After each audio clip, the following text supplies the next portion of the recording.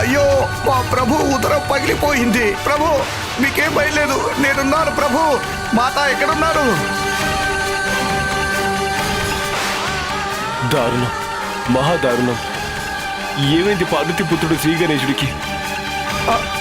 కళ్ళు తెరవండి ప్రభు, ప్రభు కళ్ళు తెరవండి.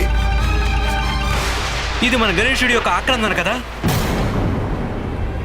ఈ పాటికి తను నడక పూర్తి చేసి వచ్చి ఉండాలి. కానీ బయట నుండి గణేశుడి యొక్క ఆక్రందన ఎలా వస్తుంది?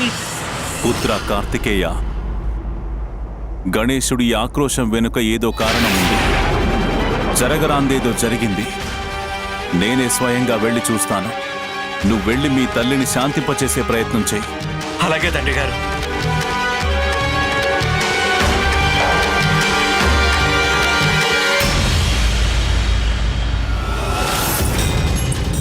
మళ్ళీ ఇవాళ అదే దుర్ముహూర్తం వచ్చింది మాత. ఈ రోజే శ్రీ గణేశుడి శిరస్సును ఖండించబడింది. ప్రభు లేవండి, ప్రభు నా మాట వినండి. ప్రభు నేనున్నాను కదా, లేవండి ప్రభు. ప్రభు గణేష్, గణేష,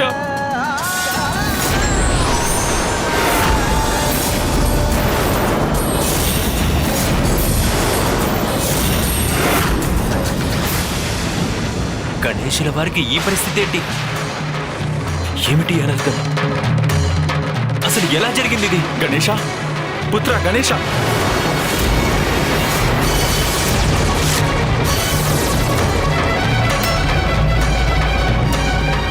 చంద్రదేవ, బహుశా అందరికంటే ముందే మీరు ఇక్కడికి వచ్చారు కదా? అంటే మీరు ఇక్కడ ఉండగానే అనర్థం సంభవించిందా? చెప్పండి చంద్రదేవా, చెప్పండి చంద్రదేవా, ఇదంతా ఎలా జరిగింది?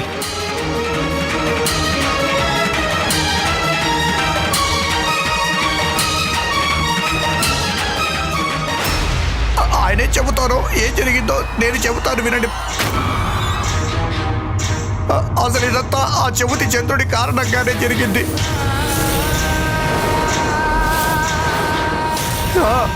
ఈ చంద్రదేవుడే మా ప్రభువుని అపహాస్యం చేసి అవమానించారు. వద్దన్నా వినకుండా